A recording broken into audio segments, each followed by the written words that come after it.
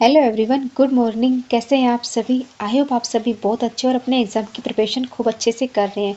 Friends, मैं आपको science note के जो इम्पोर्टेंट क्वेश्चन है ना, वो भी डेली करवाऊंगी। यानी एक टॉपिक वाइज हो जाएगा, एक क्वेश्चन वाइज हो जाएगा। छोटे रहेंगे लेकिन आसानी से समझ में आए वो सारी बातें हम इसमें करेंगे। तो चलिए स्टार्ट करते हैं। सबसे पहले friends, welcome to success note, यानी एक कदम सफलता की ओर। हम रोज़ एक एक कदम चलेंगे तो एक दिन मंजिल को ज़रूर पार कर लेंगे। इसके साथ फ्रेंड्स हमारी ई बुक भी है, जिसके अंदर history, geography, political science, static, हर टाइप की क्वेश्चन उसके अंदर बनाए हुए हैं। अगर आपको लेना है तो प्लीज़ आप इस नंबर के ऊपर कॉल करके पता कर सकते हैं किस टाइप से होगी, कैसे क्वेश्चन है। कोई भी डाउट हो आप इस पर ज़रूर क्लियर कर सकते हैं। तो जीके और जीएस का महाधमाका स्टार्ट करते हैं। आज हम किसके क्वेश्चन करेंगे? तो हम करेंगे बायोलॉजी और बॉटनी के इम्पोर्टेंट क्वेश्चन। सबसे पहला आता है, जो जीव विज्ञान शब्द है इसका यूज सबसे पहले किसने किया था? तो जीव विज्ञान का यूज किया था लेमार्क और टर्विन्स ने, जो कि सबसे पहले किया था। नेक्स्ट क्वेश्चन आता है, तो जैव विकास का सर्वप्रथम किसने समझाया था? यानी जो जैव विकास है इसके बारे में सबसे पहले किसने बताया था? तो आ जाएगी जीन बैप्टिस्ट डी लेमार्क ने। ये क्वेश्चन बीपीएससी में पूछा गया क्वेश्चन है, यानी मोस्ट इंपॉर्टेंट क्वेश्चन है ना, वो आज हम करेंगे। नेक्स्ट आता है, जीव तथा जंतु विज्ञान के जनक कौन है? यानी फादर ऑफ बायोलॉजी और जूलॉजी सेम ही है, तो कौन आएगा? अरस्तु। जो अरस्तु हैं उनको जीव विज्ञान और बॉटनी और जूलॉजी दोनों का ही फादर कहा जाता है। फोर्थ नंबर आता है कि अंतःस्रावी के एक जनक कौन है? तो आ जाएगा थॉमस एल्वा एडिसन, जो कि अंतःस्रावी जो विज्ञान है इसके जनक कहा जाता है। नेक्स्ट आता है, विकासवाद का सिद्धांत किसने दिया था? जो एवोल्यूशन होता है इसका थ्योरी के बारे में किसने बताया था? जाएगा चार्ल्स डार्विन ने इसके बारे में बताया था। नेक्स्ट आ जाएगा, विकास के उत्परिवर्तन का सिद्धांत किसने दिया था? तो आ जाएगा ह्यूगो डी विर्ज ने इसका उत्पादन का मतलब कि इस सिद्धांत जो उत्परिवर्तन का सिद्धांत है इसके बारे में बताया था। नेक्स्ट क्वेश्चन आता है, जो औषधि विज्ञान होता है इसके इसके पिता कौन है? तो इसके कौन है? हिप्पोक्रेटस, जो कि औषधि विज्ञान के जनक के नाम से जाना जाता है। नेक्स्ट आता है, जो विकास होता है, किसी भी चीज़ का विकास समझ गया, उसका मुख्य कारक क्या होता है? तो देखिए प्राकृतिक वर्ण। हर चीज़ प्रकृति के ऊपर डिपेंड करती है, यानी प्रकृति के अनुसार ही उसका विकास होता है। नेक्स्ट क्वेश्चन आता है, वैज्ञानिक द्वारा पृथ्वी पर सबसे पहले जीव किसकी उत्पत्ति मानी गई है? यानी वैज्ञानिकों ने ऐसा कौन सा जीव बताया है जो कि पृथ्वी पर सबसे पहले आया था? कौन सा आ जाएगा? नील हरित शैवाल है, जो कि पृथ्वी पर सबसे पहले आया था। नेक्स्ट आ जाएगा, जो शीत ऋतु में जो पशु होती है उनके प्रसूति काल को क्यों कहा जाता है? यानी सर्दियों में ही उनके प्रसूति काल क्यों माना जाता है? तो किस लिए माना जाता है? हाइब्रेशन के कारण। नेक्स्ट क्वेश्चन आता है, विटीकल्चर के द्वारा क्या उत्पादित होता है? जो विटीकल्चर होता है उससे अंगूर का उत्पादन सबसे ज़्यादा होता है। नेक्स्ट क्वेश्चन आ जाता है कि जो तितलियां होती हैं इसके अध्ययन को क्या कहते हैं? तो तितलियों के अध्ययन कहते हैं लेपिडोलॉजी, जो कि तितलियों के अध्ययन को कहा जाता है। नेक्स्ट आता है, जो मृदा का विज्ञान अध्ययन किसने किया था? यानी मिट्टी के बारे में किसने बताया था? पोडोलॉजी, कि मिट्टी के अध्ययन को पोडोलॉजी कहा जाता है। नेक्स्ट आता है, कीटों का वैज्ञानिक अध्ययन किसने किया था? तो कीटों का वैज्ञानिक कहता है एंटोमोलॉजी। ये क्वेश्चन एसएससी 2016 और 2019 में रिपीटेड क्वेश्चन है। नेक्स्ट आता है क्वेश्चन नंबर 15। ये क्या कहता है, विभिन्न सांस्कृतिक के वैज्ञानिकों का विवरण में तुलनात्मक अध्ययन क्या कहता है? यानी वैज्ञानिक है हर चीज़ के ऊपर अपना अपना अलग अलग वो तक देते हैं, तो इसके जो विवरण करते हैं इसको क्या कहते हैं? तो इसको कहते हैं ना एथेनोलॉजी। नेक्स्ट आता है क्वेश्चन नंबर 16। ये क्या कहता है फ्रेंड्स, जो अस्थियां होती हैं, जो हड्डियों का अध्ययन है उसके किस शाखा के अंतर्गत आता है? तो हड्डियों का अध्ययन आता है ऑस्टियोलॉजी के अध्ययन के आता है। नेक्स्ट आता है, हाइड्रोपोक्सिन का संबंध किससे है? तो किससे होता है? मृदा विहीन पादपों के संवर्धन से होता है हाइड्रोपोनिक्स का संबंध। नेक्स्ट है, सब्जियों का जो अध्ययन है वो किस शाखा के आता है? सब्जी का अध्ययन क्या आता है? ओलेनी कल्चर। नेक्स्ट आता है क्वेश्चन नंबर 19। ये क्या कहता है, जो परागकण होते हैं उनका अध्ययन क्या कहलाता है? तो परागकण का अध्ययन कहता है पेनालॉजी। नेक्स्ट आता है क्वेश्चन नंबर 20।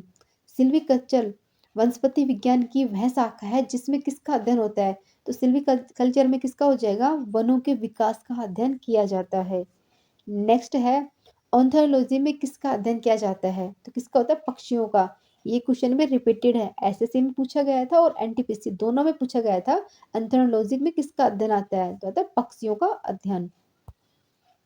नेक्स्ट आता है जीवों और वातावरण के अंतर की अभिक्रिया किस संबंध करती है? यानी जीवों में और वातावरण का जो अंतर है वो किस जीव विज्ञान की किस शाखा में आता है? तो आता है परिस्थिति संदर्भ। मतलब कि हर जीव की हर चीज की एक परिस्थिति होती है, उसको उसी के अनुसार ढलना होता है, तो उसका विज्ञान की इस शाखा से बिलोंग करती है। नेक्स्ट आ जाता है क्वेश्चन नंबर 23। क्या कहता है? कई तरह के प्राचीन पौधों का अध्ययन क्या कहलाता है? यानी काफी टाइप के जो अलग अलग प्राचीन पेड़ होते हैं ना, उनका अध्ययन जो नम और आर्द्र वातावरण में बढ़ते हैं, तो उसका क्या कहता है? बायोलॉजी। नेक्स्ट आता है कि जीव द्रव का जो पृथक्करण है और संयोजन का संबंधित वनस्पति विज्ञान की किस शाखा में आता है? यानी जीव द्रव का पृथक्करण और संयोजन वो आता है टिश्यू कल्चर के से संबंध रखता है, यानी इसी विज्ञान शाखा के अंदर वो आता है। नेक्स्ट आता है एंग्रोसाइटोलॉजी में किसका अध्ययन होता है? तो आ जाएगा घासों का। एंग्रोसाइटोलॉजी घासों के अध्ययन के लिए जानी जाती है। नेक्स्ट आता है वनस्पति विज्ञान की वह शाखा जिसमें शैवालों का अध्ययन किया जाता है, तो क्या कहलाता है? शैवालों का अध्ययन होता है फाइकोलॉजी। आप इन क्वेश्चन को रटने होंगे, इसमें समझाने वाला कुछ भी नहीं है, ये तो याद ही करने होंगे। नेक्स्ट है साइटोलॉजी का अध्ययन क्या कहलाता है? तो साइटोलॉजी का अध्ययन कहते हैं कोशिका से होता है। नेक्स्ट आता है क्वेश्चन नंबर 28 कि मछलियों से संबंधित अध्ययन क्या कहलाता है? तो कहता है इंथियोलॉजी। ये क्वेश्चन भी आरआरबी 2004 में पूछा हुआ क्वेश्चन है। नेक्स्ट 29 डेंड्रोलॉजी का संबंध किससे है? तो डेंड्रोलॉजी का होता है झाड़ियों का अध्ययन, यानी किस किस की क्या क्या अध्ययन है, इससे जुड़े हुए क्वेश्चन इसमें बताए गए हैं।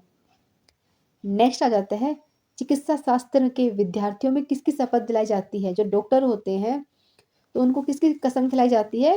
हिपोक्रेटस की। नेक्स्ट आता है 31 वर्गीकी अथवा वर्गीकरण विज्ञान जो टेक्सोनोमी है इसके जनक कौन है? तो जगह कैरोलस लिनियस यानी कार्ल लिनियस इसके जनक माने जाते हैं। नेक्स्ट आता है जो सूक्ष्म होते हैं तो जिनको हम माइक्रो के अंदर देखते हैं, यानी माइक्रोलॉजी के जनक कौन है? तो कहते हैं लुइस पास्चर। नेक्स्ट है जो जीवाणु होते हैं ना बैक्टीरिया, उसके जनक कौन है? तो बैक्टीरिया के जनक होते हैं रोबोट कोच। नेक्स्ट आता है प्रतिरक्षा विज्ञान के जनक कौन है? तो एडवर्ड जेनर। कोशिका विज्ञान यानी साइटोलॉजी के जनक कौन है? Robert Hooke. नेक्स्ट आ जाते हैं कवक का अध्ययन किसे कहा जाता है? तो माइकोलॉजी का अध्ययन ही कवक का अध्ययन होता है, तो एडन डी बेरी जो कि कवक के अध्ययन के लिए जानी जाती है। नेक्स्ट आता है कि वनस्पति विज्ञान का जनक किसे कहा जाता है? तो थियोफेटस को वनस्पति विज्ञान का जनक कहा जाता है। नेक्स्ट आ जाता है कि आधुनिक वनस्पति विज्ञान का जनक किसे कहा जाता है? तो कैरल ल्यूइस को ही आधुनिक विज्ञान का जनक कहा जाता है, यानी वनस्पति विज्ञान के जनक के नाम से इनको जाना जाता है। नेक्स्ट है 39 आनुवांशिक का जनक किसे कहा जाता है? तो ग्रेगर जॉन मेंडल जिन्होंने मटर के पौधे के ऊपर इन्होंने पूरे एकदम मतलब विस्तार से बताया था। नेक्स्ट आ जाता है आधुनिक आनुवांशिक के जनक, इसमें शायद कुछ गड़बड़ आ रही है, पता नहीं टीएच मार्कन मैंने गूगल पे सर्च किया है लेकिन हर जगह ग्रेगर जॉन मेंडल ही दिखा रहे हैं, तो इसका मुझे पता नहीं है, आप सभी चेक कर लीजिए कि क्या आता है। नेक्स्ट आता है कि आनुवांशिक अभियांत्रिक का जनक कौन है? तो आ जाएगा पॉल बर्ग। नेक्स्ट आ जाते हैं शैवाल विज्ञान का जनक किसे कहा जाता है? तो शैवाल आ जाएगा विलियम हेनरी हार्वे को। नेक्स्ट आता है 43 भारतीय शैवाल विज्ञान के जनक कौन है? तो इंडियन फाइकोलॉजी कौन है? एमओपी अय्यर। नेक्स्ट आता है जीन चिकित्सा वो क्या होती है, इसके जनक कौन है? तो एंडरसन जीन चिकित्सा के जनक माने जाते हैं। नेक्स्ट है रुधिर वर्ग ब्लड ग्रुप के जनक कौन है? कार्ल एंडरस्टीन। नेक्स्ट है 46 जिम्पिंग जीन की खोज किसने की थी? तो मैंक क्विंटॉक ने जिम्पिंग जीन की खोज की थी। अब आता है सूक्ष्मदर्शी के जनक किसे कहा जाता है? तो एंटनी लिनोक को सूक्ष्मदर्शी का जनक कहा जाता है?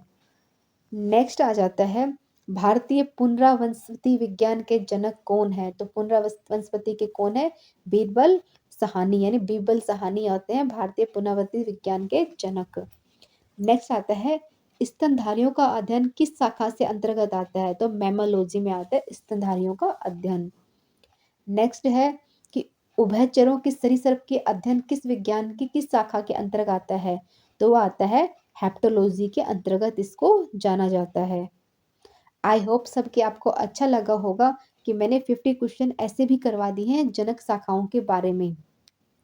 इससे जुड़े हुए क्वेश्चन भी मैं आगे और करवाऊंगी, तो प्लीज़ सपोर्ट बनाए रखिए।